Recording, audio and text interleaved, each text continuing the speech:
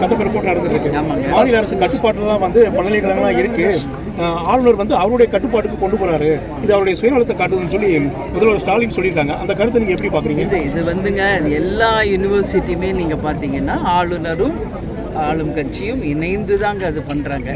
அதனால் வந்து இவங்களுக்குள்ளே இருக்கிற ஒரு சின்ன ஈகோ கிளாஷில் வந்து ஆளுநருக்கு எந்த உரிமை இல்லைன்னு இவங்க சொல்கிறதும், ஆளுநர் வந்து யூனிவர்சிட்டின்னா அதுக்கு ஆளுநருடைய கட்டுப்பாட்டுக்கு தான் இருக்குதுன்னு இது கான்ட்ரவர்சி தொடர்ந்து 3 வருஷமாக நடந்துக்கிட்டு இருக்குங்க.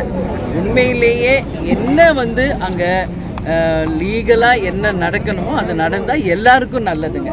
கான்ட்ரவர்சியாக ஒருத்தருக்கு ஒருத்தர் ஈகோவில் இதனால் யாருக்கும் எந்த பலனும் கிடையாது என்பது எங்களுடைய கருத்து. அதனால் எல்லாம் ஒற்றுமையாக சென்றால் நம்ம நாட்டுக்கு நல்லதுன்றது என்னுடைய கருத்து. சீமான் பற்றி இந்த பெரியார் பற்றி இந்த கருத்து தெரிவிச்சிருக்காங்க கேட்டாங்கங்க.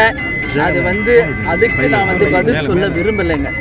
ஏன்னா ஒருத்தர் சொன்ன ஒரு கருத்துக்கு என்னிடம் நீங்கள் கேள்வி கேட்கக்கூடாது.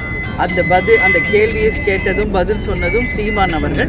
அதுக்கான பதிலை நீங்கள் அவர்கிட்ட தான் கேட்கணுமே ஒழிய அதை பற்றி என்கிட்ட நீங்கள் கேட்கறதே தவறுங்க. சார், மேடம் சட்டப்பேரவையில் வந்து யூஜிசிகள் அந்த விதிகளுக்கு எதிராக வந்து தீர்மானம் கொண்டு வராங்க. யூஜிசி விதிகள் இந்த பல்கலைக்கழகத்தில் வந்து சொன்னாங்க பார்த்தீங்களா, அது சம்மந்தமாக வந்து முதல்வர் ஸ்டாலின் என்ன சொல்கிறாங்கன்னா, இந்த விதிகளுக்கு எதிரானதுக்கு வந்து நாங்கள் மக்கள் மன்றம் இல்லை நீதிமன்றத்தை நாடுவோம் அப்படின்னு சொல்லி தீர்மானத்தில் சொல்லியிருக்காங்க. இதை நீங்கள் எப்படி வரவேற்கிறீங்களா, எதிர்க்கிறீங்களா? இப்போ ஒரு அண்டர்ஸ்டாண்டிங்காக போயிட்டா ஒரு பிரச்சனை இல்லைங்க.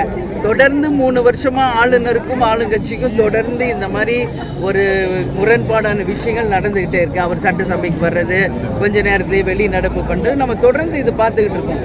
அதனால் வந்து இன்றைக்கி அவங்க கிட்ட கேட்டால் அவங்க தரப்பு நியாயங்கிறாங்க, ஆளுங்கட்சி கிட்ட கேட்டால் எங்கள் தரப்பு தான் நியாயம்ன்றாங்க. அதனால் நான் என்ன சொல்கிறேன், அவர் சொல்கிற பிறகு நீதிபதி தான் முடிவு எடுக்கணுங்க. நீதிமன்றத்துக்கு செல்வதுதான் இதுக்கு சரியான தீர்வாக இருக்கும்.